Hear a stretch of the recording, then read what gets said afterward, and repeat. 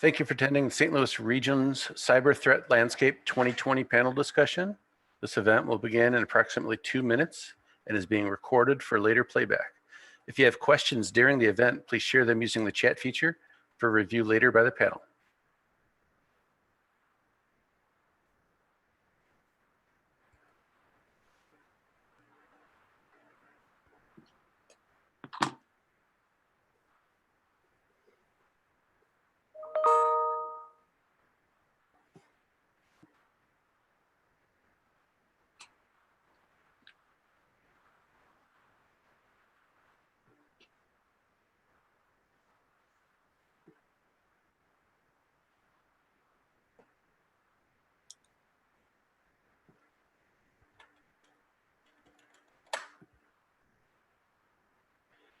Thank you for attending the St. Louis Region's Cyber Threat Landscape 2020 panel discussion. This event will begin in approximately 1 minute and is being recorded for later playback. If you have questions during the event, please share them using the chat feature for review later by the panel.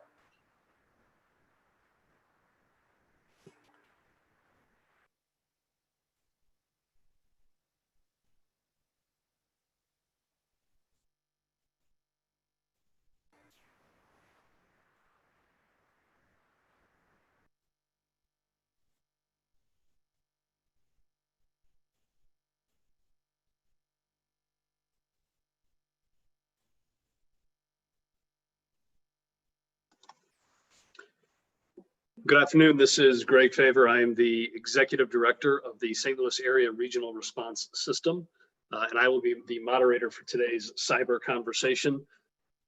For nearly 2 decades, STARS and East-West Gateway have been making investments in regional safety and security, from preparing for earthquakes to active shooter events, responses to flooding to pandemics. We are now opening the aperture over the last several years to include cybersecurity in that safety and security. If you have seen the news, no doubt at any point over the last few years, you've seen stories about massive data breaches, ransomware attacks, and even concerns around election security. STARS and East-West Gateway has continued to make substantial investment in personnel, in training, in tools and equipment across the metropolitan area in both Missouri and Illinois to be better prepared to respond, detect, and deter cyber threats. As the ED of STARS, my commitment is that this will continue for the foreseeable future. Cyber continues to play a terrific role in our landscape when we look across the threats that can do us harm. And I know that our team at STARS, at East-West Gateway, and the regional stakeholders that we work with will continue to make investments in this area. Both East-West Gateway and the STARS team work on the spirit of collaboration. Our organizations can't do anything without the engagement of our stakeholders. I want to thank Captain Rieger with the St. Louis City Fire Department, who's the Deputy Director of the Fusion Center and our Cybersecurity Coordinator regionally, Angie Robinson from State OHS, and JD from CISA for being with us today. They have been excellent ambassadors and partners as we look to improve our cyber posture locally and within the region. And nothing that we're doing at STARS or East-West Gateway would be possible without the 3 of them. With that, I'll go ahead and kick it over to Captain Rieger and we can start the conversation. I will note that if you have any questions, you can submit them through the portal in front of you. We'll do our best to answer them, and what we don't get to, we can certainly answer offline. Thanks. Captain Rieger. Great. Thanks, Greg. First, thank you, STARS, East-West Gateway staff, for inviting us to participate in this year's annual event. That's housekeeping here. I'm going to go ahead and turn off my video during the presentation to save a little bandwidth while I share my screen. So give me just a second while I set things up.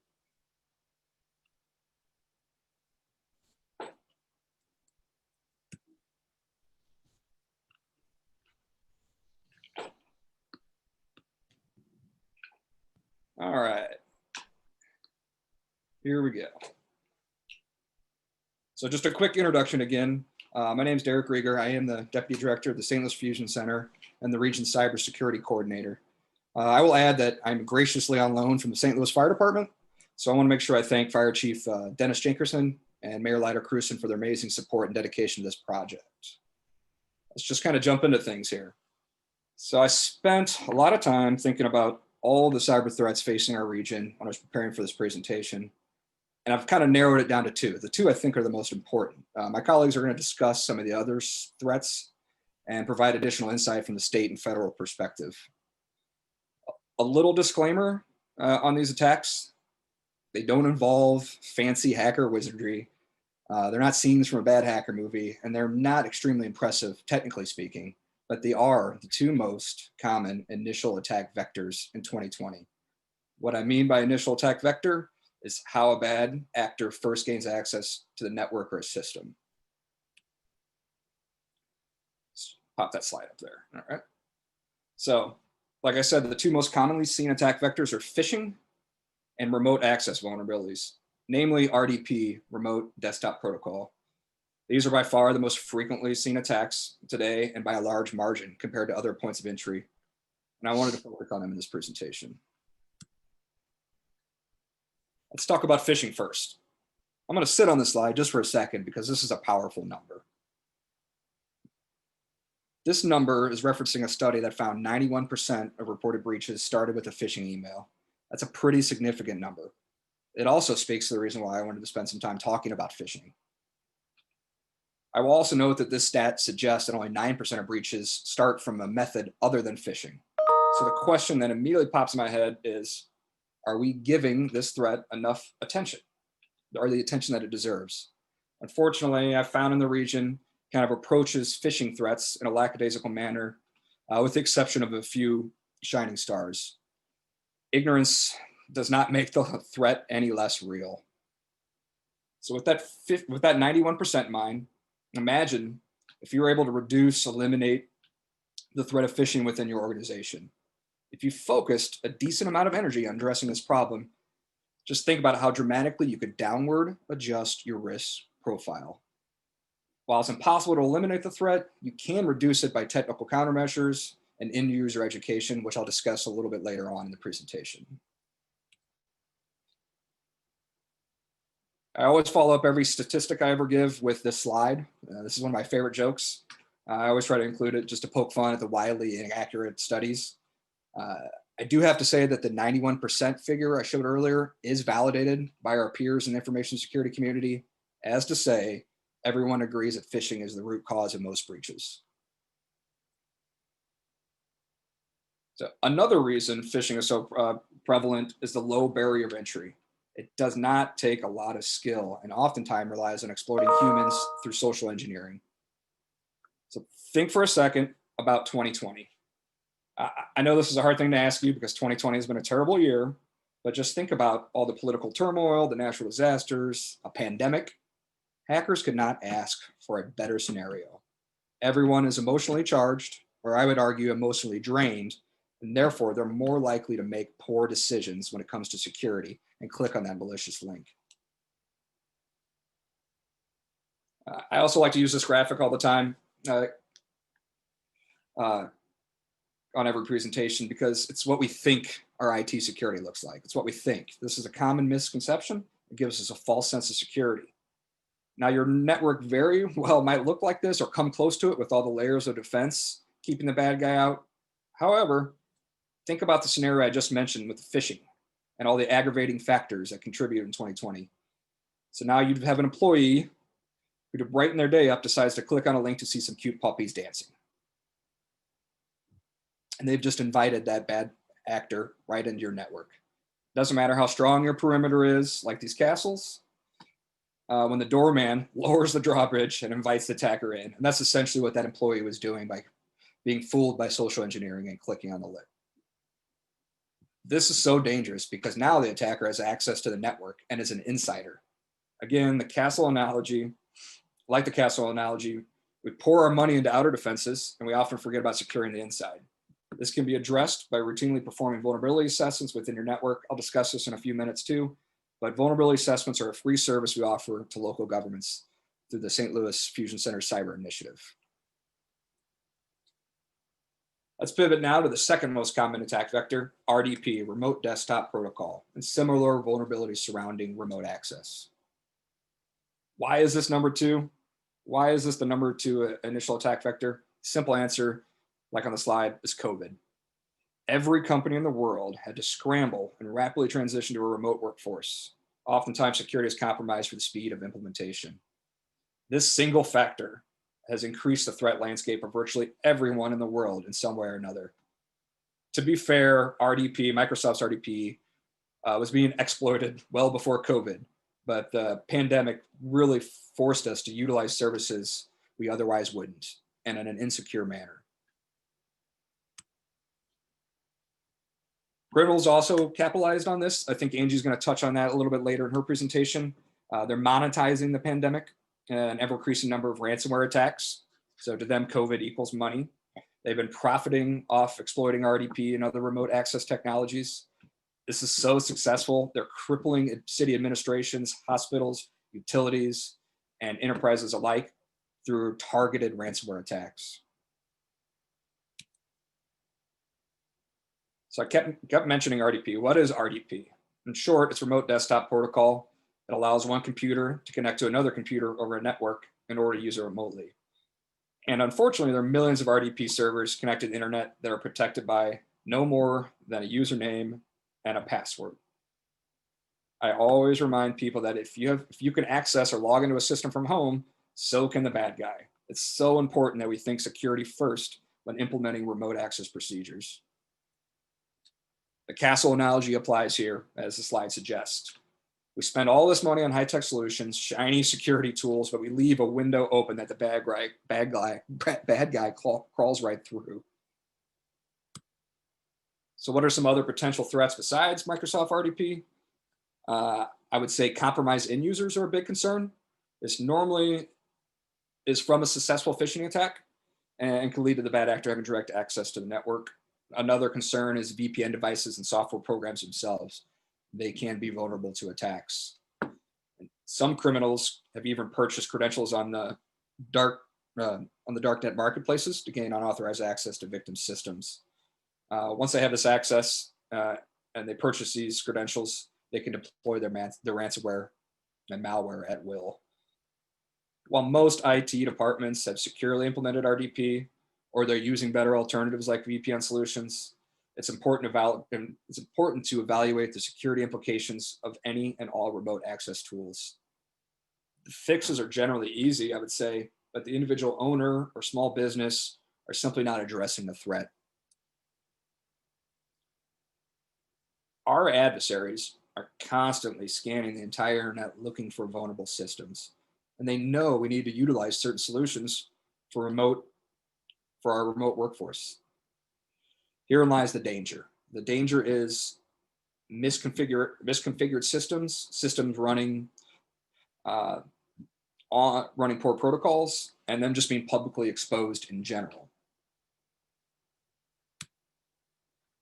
I want to spend my final minutes discussing and highlighting some local resources. I kind of gave you all the reasons why we're in danger. Let's figure out a way to prevent that.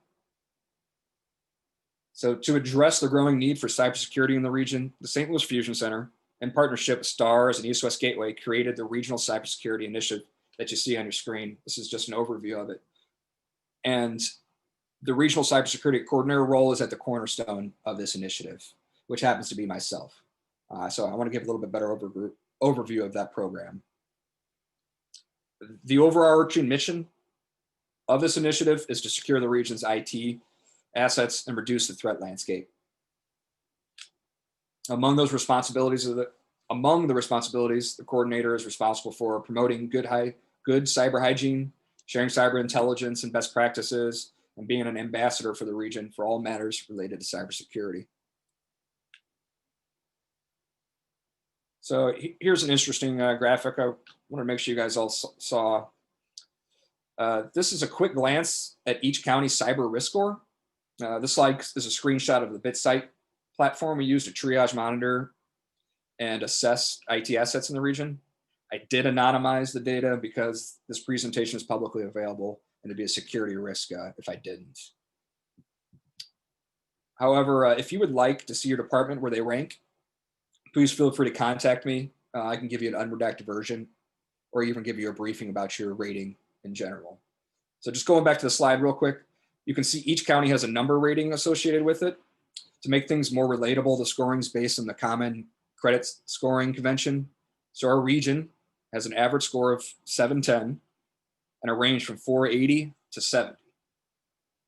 We do have a little work ahead of us to improve some of these scores, but nothing that I think is impossible to fix. Again, if you'd like more details on what your score looks like and the factors that affect it, please don't hesitate to contact me. We'll give you the information at the end of this presentation. So the cyber program has many capabilities, and I outlined a few here. These are the most important ones, I believe. We can provide individual threat briefings or educational presentations similar to this one for any partners in the region upon request. And on a daily basis, we are conducting threat research in order to stay ahead of our adversaries and preparing to assist with incident response to any major cyber attack. However, our main focus is providing free cybersecurity services to local governments, critical infrastructure. Again, these services are free, as the slide suggests, so at no cost. The two I really want to highlight are the phishing campaign and the web application testing. In the beginning of the presentation, I said the number one threat to our region was phishing attacks. Well, we have a program that allows us to test your organization and provide valuable end user behavior data so you can make educated decisions on where to focus your training efforts. Additionally, this same software can be used to train users on basic cybersecurity awareness topics. So we're trying to downward adjust the risk and eliminate phishing attacks as much as humanly possible. The other service that is extremely valuable is our web application testing capability. Everyone here has a website. The website is available to public, therefore it's available to hackers. As a matter of fact, it's one of their favorite targets, to be honest.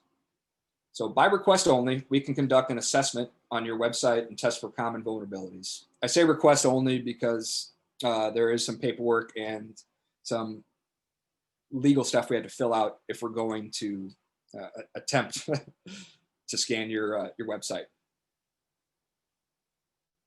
And I want to highlight that oftentimes just a simple website defacement can cause the public to lose trust in their government, can even create panic. So it's at the utmost importance that we secure these sites to the best of our abilities. I would like to wrap up by just saying thank you for your time, and I hope you found some of this valuable and interesting. Sorry, I packed a lot of information in a short period of time, but if you have any questions, here's my contact info. Please don't hesitate to reach out or take a screenshot of this and share it with whoever you need to. You can also reach out to East West Gateway or STARS to get our contact information. Again, thank you so much for your time. I think I'm going to pass it off to Angela Robinson from the Missouri's Office of Homeland Security now. So give me a second while I stop sharing. Angie, you should be good to take over. Thanks, Derek. Can everybody hear me? Yes. Yes. Okay, thank you. Good afternoon, everyone. Thank you for having me. Thank you to Captain Derek Rager and East West Gateway and STARS for asking me to participate in this webinar. I am Angie Robinson. I'm the cybersecurity specialist with the Missouri Office of Homeland Security. We fall under the Missouri Department of Public Safety. I'm from the state, so I'm going to give you a little overview of what the state's been doing with cybersecurity. But before I get into that, I just want to put out there that I'm here to assist your region, especially Derek, in whatever, Derek's a one-man show. So I'm here to assist him in whatever he needs to keep you guys safe and your network safe in the St. Louis area. Since Derek and I are both from the Fusion Center world, I just wanted to take a minute to explain the Fusion Centers and how cybersecurity fits into them. Just as a refresher for those who are familiar with Fusion Centers, and then some new information for those that aren't that familiar. So my position, even though I am from the Missouri Office of Homeland Security, I am assigned to the Missouri Information Analysis Center, the MIAC, which is the State Fusion Center, Just like Derek said that he's from fire and he's assigned to St. Louis Fusion Center, it's the same thing. We're both on loan. So I just wanted to give you a little background on the fusion centers, and they were created after 9/11. So information sharing could be increased between federal, state, local, public sector, and private sector entities. Basically, a fusion center is a place where many different disciplines can sit together and share information freely in a secure manner. Currently, there are 81 fusion centers in the US, and Missouri houses 3 of them. For you guys, it's the St. Louis Fusion Center, and they cover your area and some other counties in Missouri, as well as some counties on the Illinois side. On the west side of the state, we have the Kansas City Regional Fusion Center. They cover the Kansas City area on the Missouri side, and then also some of the counties on the Kansas side. And then we have the MIAC for the rest of the state. So everybody at all the cyber coordinators at each of the 3 fusion centers are working with me, or I'm working with them more so, to create a unified cyber program for Missouri. So we all know that cyber is a huge deal. We know it's on the forefront. We want to help you guys. We want to help everybody we can because it's a joint effort. So we're all about collaboration, and we thought that if we brought all 3 fusion centers together along with the Office of Homeland Security, then we would be better off just to make one unified program for the whole state. So now that I told you about that, I want to explain my position a little. So my position has existed for approximately 1.5 years. And the main goal for my position is to get important cybersecurity intelligence to the local community and stakeholders like you to assist you in making cybersecurity decisions for your communities. And then some of my other goals are to coordinate with federal, state, and local stakeholders to build the cybersecurity program for Missouri, as well as continuing to bring awareness and training to all the stakeholders in Missouri. So I also wanted to put out there, the program that Derek explained in the St. Louis Fusion Center, that is spot on with what the state is doing. Basically, Derek is doing that for you guys, and I'm trying to do that for everyone outside the St. Louis area, basically.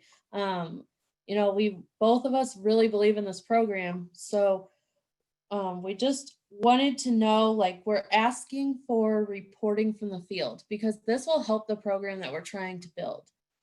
So I come from the world of intelligence, and that means that I work off the intel cycle. So this means that I collect information, I process it, analyze it, and then I disseminate it back to you.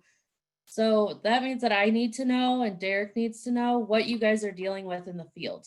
What kind of cyber threats are you getting? Are you getting phishing emails? Which emails are they coming from? Do you know which IPs they're coming from? So that information will help us determine what information we need to get to you to better help you secure your network.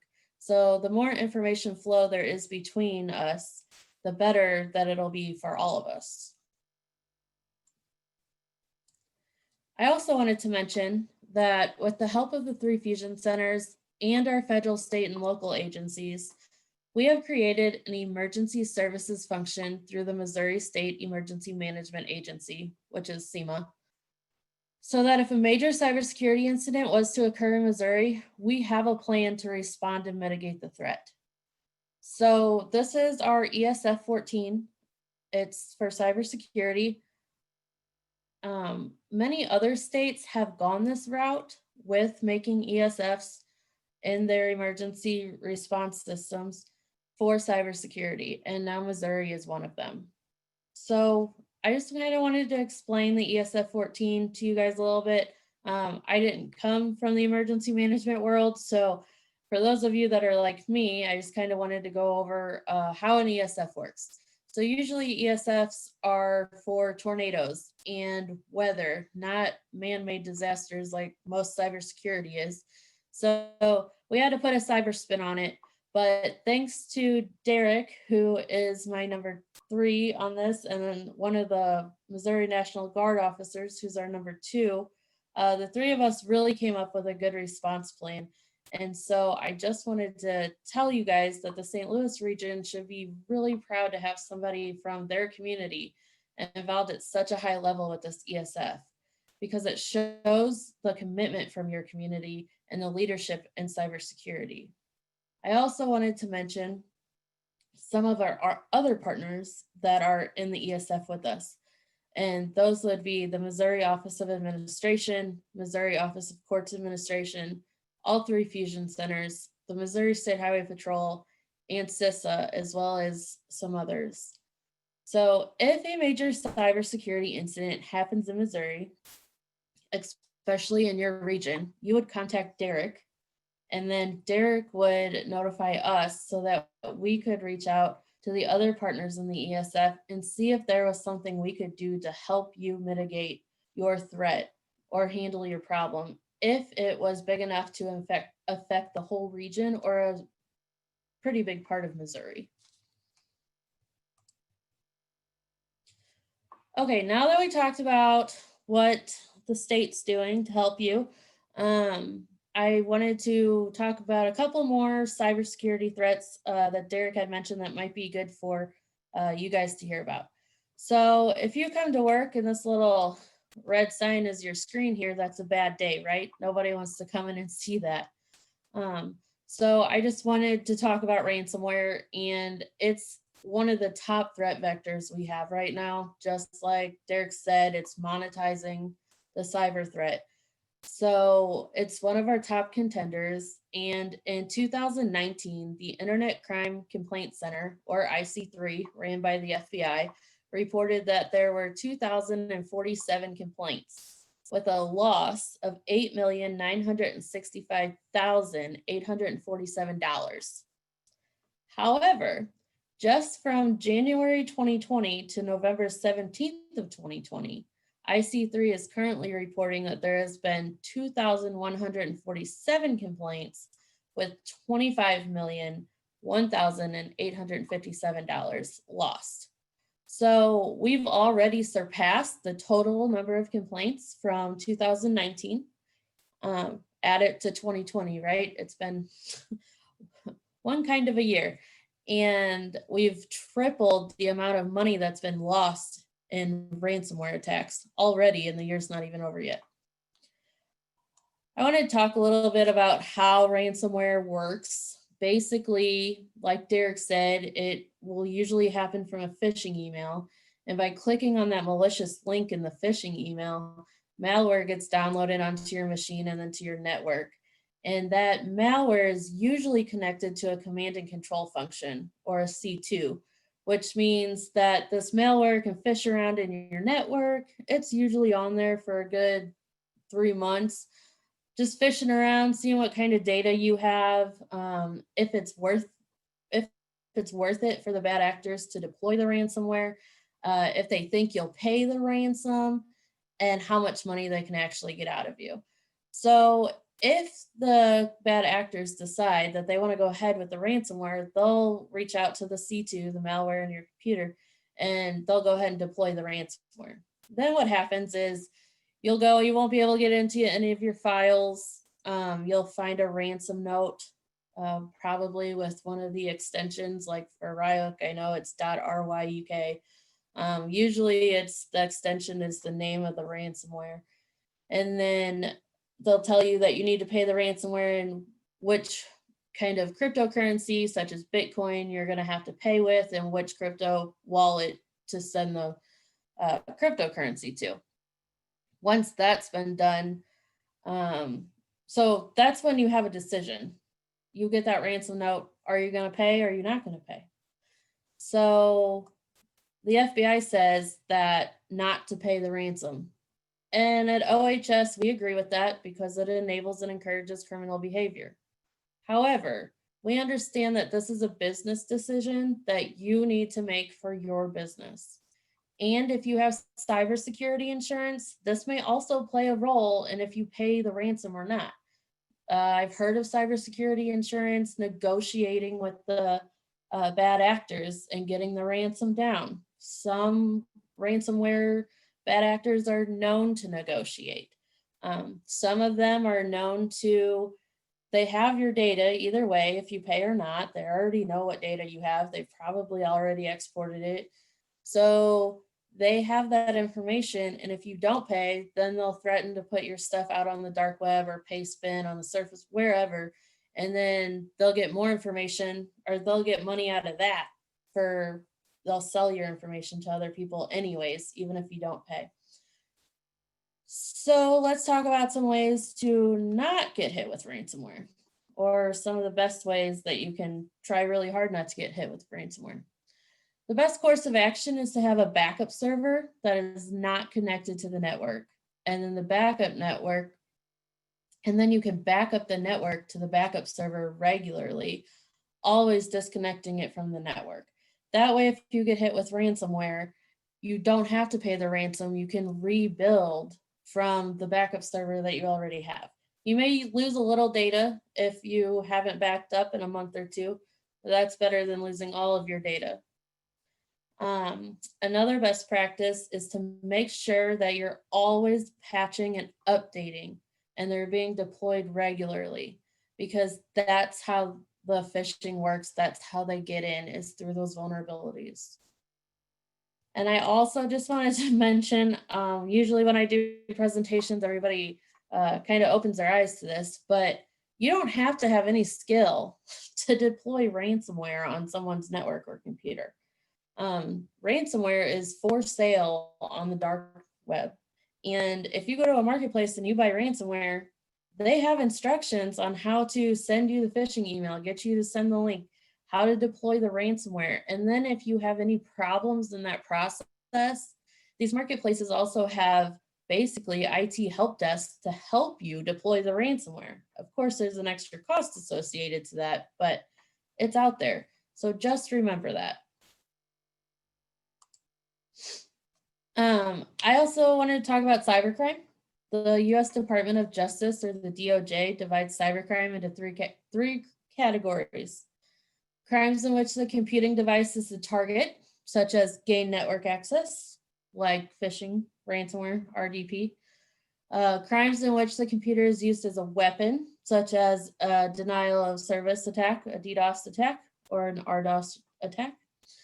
Crimes in which the computer is used as an accessory to a crime, using the computer to store illegally obtained data. So there's a couple different ways that we look at crimes in cyber, and they're all categorized into those three.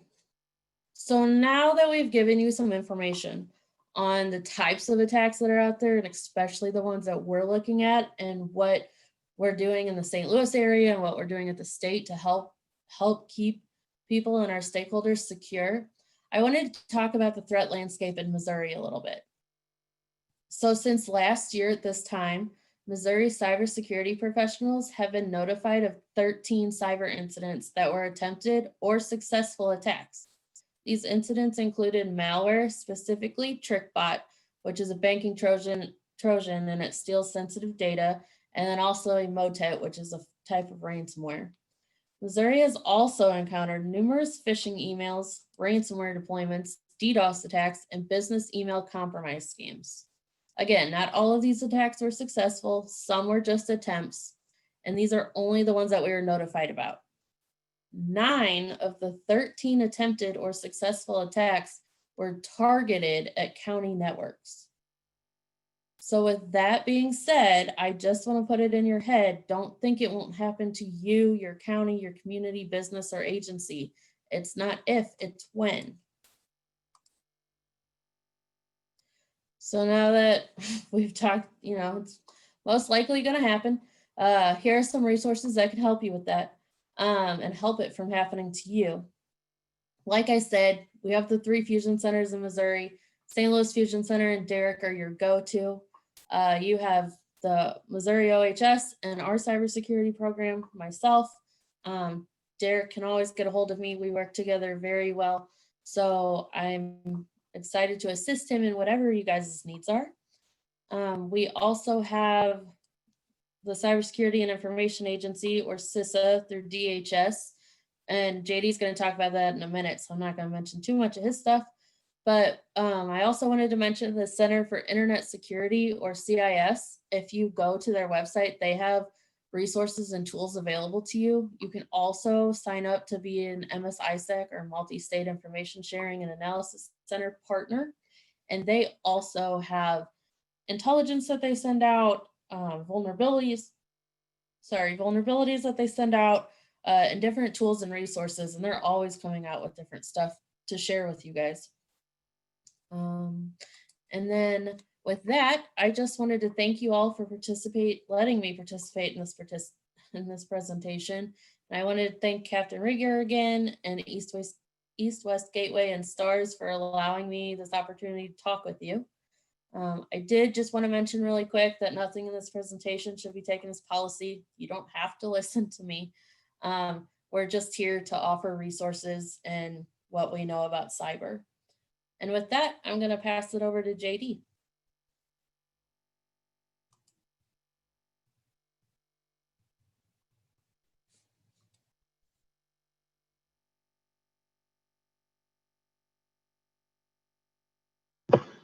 Okay, hello everybody. We are going to see if I can get some sharing going.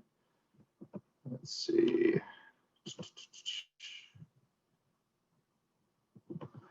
And thank you for that. Thank you, STARS, East West Gateway. I do appreciate the opportunity to be here today and to be able to speak with everyone.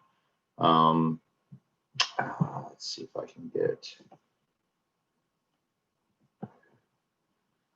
Apologies, I had to relocate partway through here. Share screen.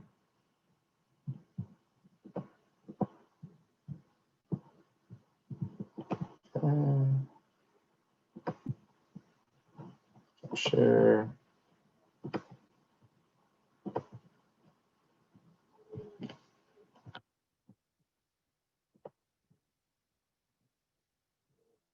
All right.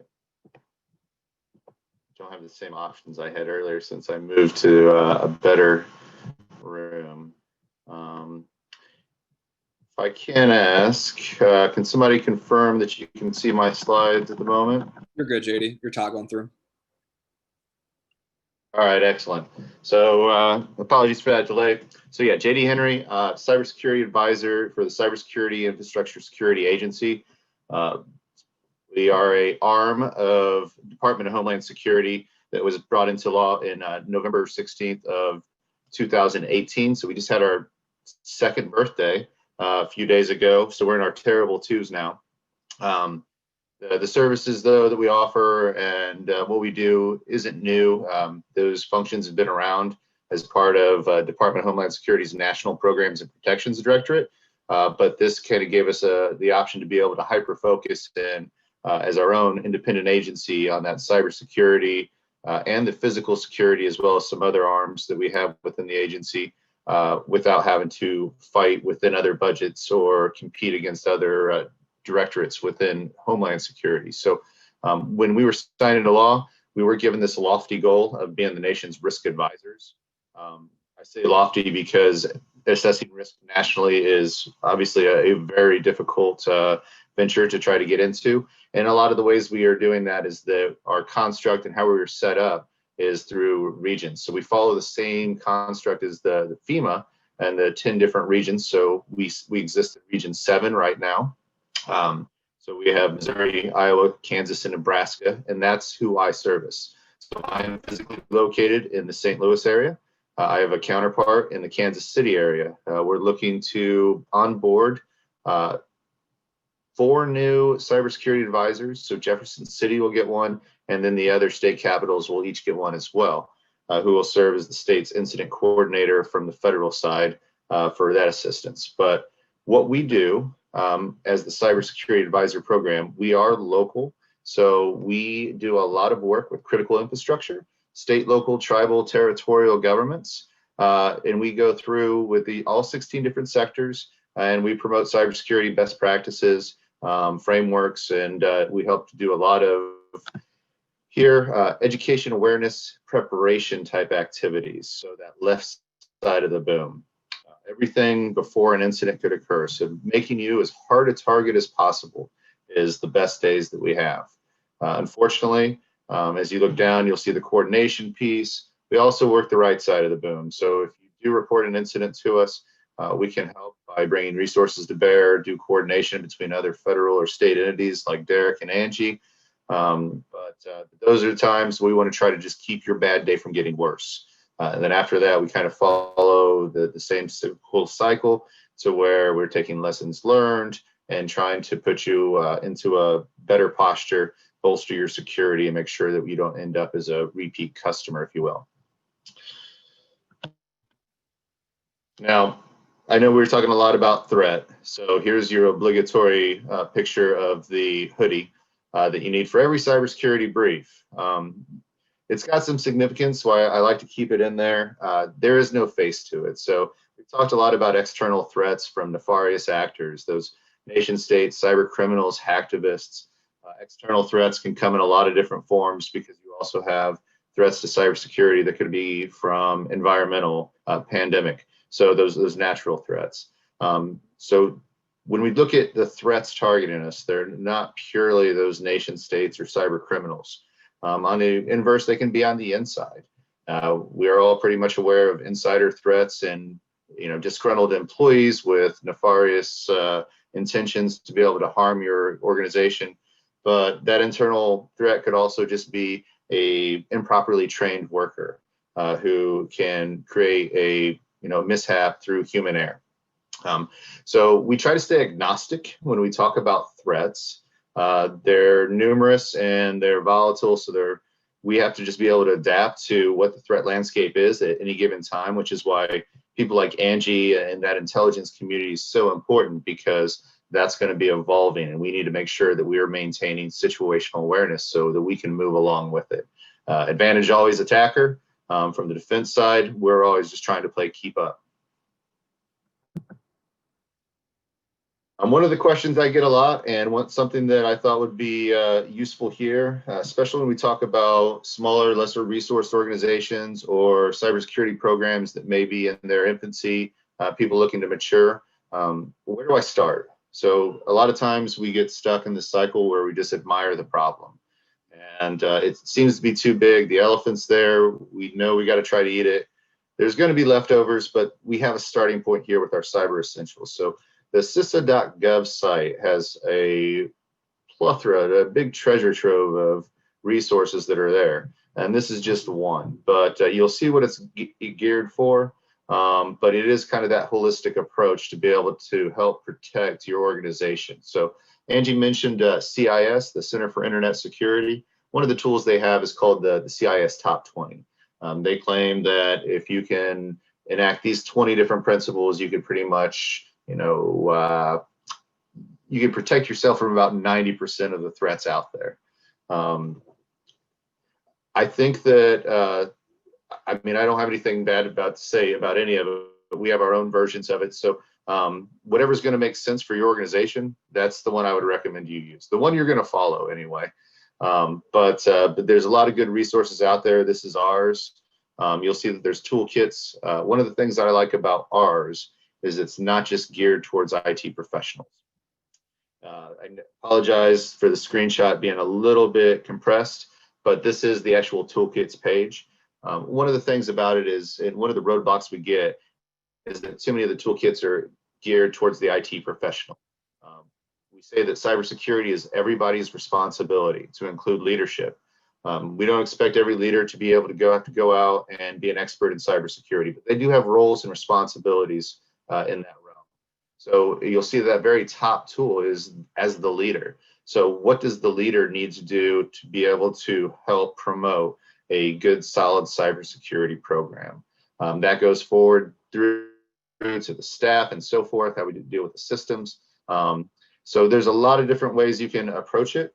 So this kind of breaks it down to a more finite role, but again, nobody has anything to gain from competition and security here. So whether or not it's CIS Top 20, whether or not it's CISA, you're using state and local resources, the ISACs, as long as you have something that you're following, that's the most important message that I could probably present today. So again, Cyber Essentials is a good resource, and you'll see on the left, there's all kinds of other resources that are there that you can go through, whether that's disasters, but go into that cybersecurity tab and you'll see that there is really just like a treasure trove of resources there from different types of events or things that you could encounter. Now, Derek, I put this in for you while you're actually speaking, since you showed your castle video or your castle picture. So this is the picture that I like to show. So when we talk about doing assessments and being honest with ourselves and validating our controls, if you can see what's in the middle there, there's a control arm to try to keep people from moving up and down that little roadway there. Again, we put in a lot of controls, and what we usually fail to do is actually put in solid control objectives and what that control is supposed to actually achieve. This is just kind of that analogy of, I have a firewall there, but that firewall is end of life, and there's vulnerabilities that can't be mitigated or compensating controls put in to be able to remediate those, then you just have people driving around it. So this is the picture I like to show. Again, it was a last minute ad just because I like Derek's castle approach, but the assessments though, everything we do as far as that awareness preparation, a lot of different assessments here that we offer that I can come in and do. We can do some of these virtually. Some of these are remote, but everything here is at no cost. We're taxpayer funded. So that cost comes due, I guess, April 15th, whether or not you get any services or not. But they can range in a lot of different ways. So if you are a little bit more mature or you've implemented, and you're pretty good at the basics and you want to go through and figure out where you can go to cover that extra 10% of cybersecurity threats that you still have to work towards, a lot of these assessments can help you do that. The cyber resiliency review is really, the deliverable for that is about 130 to 180 page report. Covers 10 different domains of cybersecurity. Takes about a day to just go through the actual question sets. As you go down though, you'll see external dependencies. So if you've outsourced, you have third parties, you'll definitely have external dependencies that you rely on, whether or not they're government services, utilities, vendors, suppliers. But for cyber specifically, you can go through and how you manage third-party relationships. As you go down, you have more evaluation tools. Some of the easier ones to be able to get into are like vulnerability scanning. We'll send you weekly reports with all your forward-facing assets and what an attacker would see if they were just doing target of opportunity scanning against your network. That way you can go through and it'll have mitigations and recommendations on how to close that vulnerability, make yourself a harder target. The very bottom here is a risk and vulnerability assessment, which is a full-scale pen test. We have teams that'll come out and actually breach your network and go through and move and test your ability to detect and respond to an actual attack real time. But these can all be looked at on the website as well, CISA.gov. We don't have enough time to go into each of these in depth. I gave that insider, that improperly trained worker. Training is expensive. Fed VTE for any state, federal, or veteran. That top link there you just sign up and present your credential to be able to go in, and so you sign in from a .gov or another address. It's pretty simple for them to vet you. But there are, I want to say there's almost 1,000 hours of learning in cybersecurity on there. I don't know what the exact number is now, but it's continually growing. The bottom link, they've just opened it up to the general public. So it's not as robust as the top one. So if you can, that's the one that I would recommend if you qualify. If not, there's still a lot of free resources from VTE for cybersecurity career path development on there as well. If you do have a bad day and you do want federal assistance, there's ways to be able to go through. Again, this is a great little placemat here for being able to contact the CISA mothership, or you can reach out to me directly, which is the next slide. But our numbers here, the actual email addresses, if you go to the website, you'll see at the top right, there'll be that yellow radial button that'll take you through to an online form to be able able to enter the information. We can also do malware analysis. There is a way to submit malware to the federal government and and do so without actually ending up on a watch list. You can produce that, and we can go through and if we've seen it before, we can send you the indicators and what to look for and kind of help expedite your investigation. But everything we do is meant to augment, nothing's meant to replace. So we want to be able to make sure that you have all the resources you need, whether or not it's coordinating with other federal agencies or state. But some of these services we do have available to help aid your investigations and your response and recovery processes. And this is me. I am your advisor for the local area, so please don't ever hesitate to reach out. You're never bothering me. If I'm with somebody, I'll get back to you and let you know that it may not be immediate, but I will respond. And I'm always happy to be able to support you guys whenever I can. So don't be shy. And with that, I will turn it back over. I'm going to stop sharing.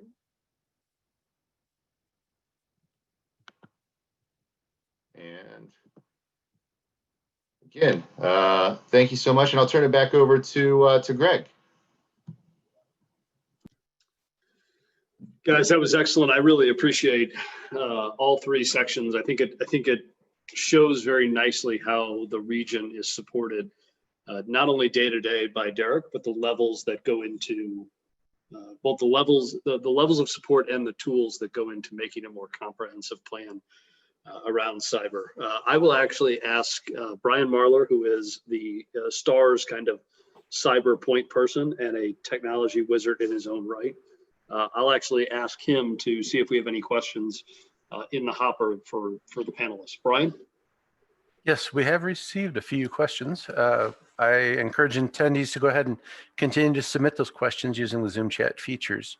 The first question one, if we do get hacked, who do we contact? Hey, Brian, this is Derek. I can probably handle that one.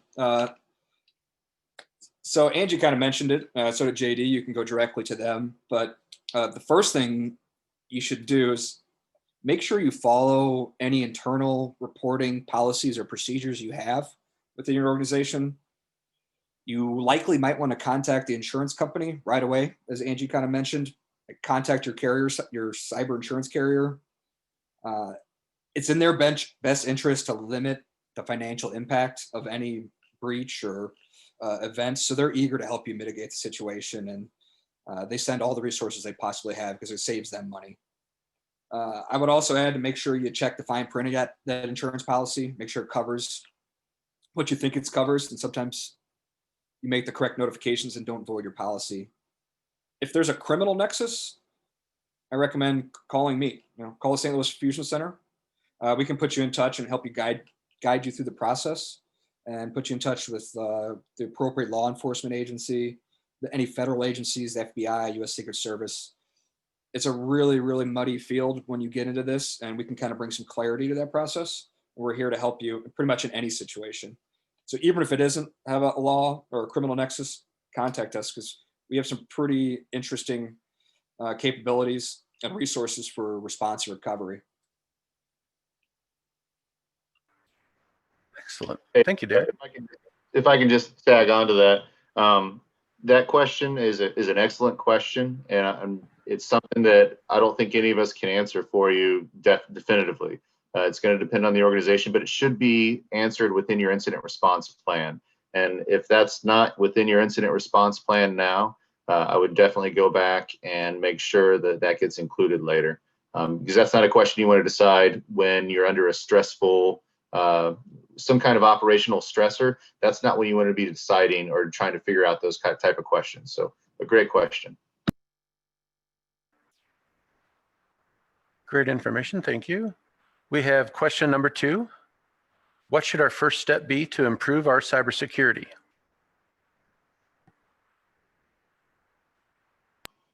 So this is JD again. If I was going to look at a very first step, you need to be able to take a step back and figure out where you're at. That assessment piece, being able to come in and get a baseline of where you are now. So where you want to be is a question that it is going to depend on resourcing and kind of a strategic viewpoint. So if you're in that kind of middle of the road rate, if you can go through and do assessments, I'm happy to do anything to be able to come in and serve as your advisor and be able to do those things, again, at no cost, and do those assessments. If you're more in that fledgling state, I would say look at those CIS top 20s, the Cyber Essentials, and some of those other resources that are available to be able to bring yourself up. Otherwise, an assessment's probably not going to be the most appropriate action to take at that point in your development and maturation process. But again, it depends on where you're at currently. So I would say, where are we at? Let's assess ourselves, and then be it from there.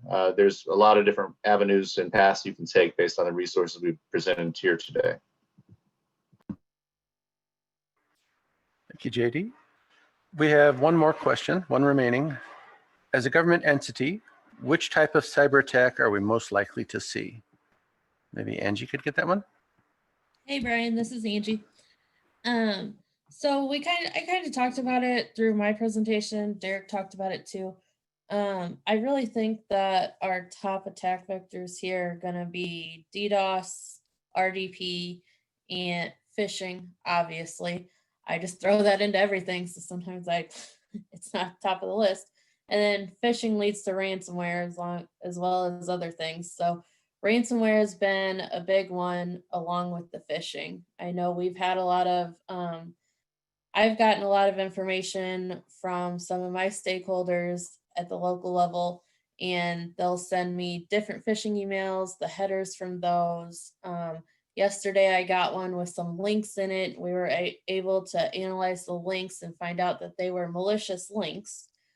So we could tell our local stakeholders, this is malicious, don't click on these links, and report it as phish to your IT. And then look a little further and try to figure out who was sending it. But I think those are going to be our top: phishing, ransomware, DDoS, and RDP. Thank you, Angie. We have received one additional question. Many healthcare companies have a requirement to report select cybersecurity breaches. Is there a state or federal requirement for local or county governments to report? Brian, this is Derek. I'll jump on that too. So first off, you need to coordinate this with your general counsel. But as far as Missouri goes, we have the Missouri Revised Statute 407.1500. That outlines, what PII technically is, what's in a breach, and how you should actually report it. So refer back to that Missouri Revised Statute 407.1500.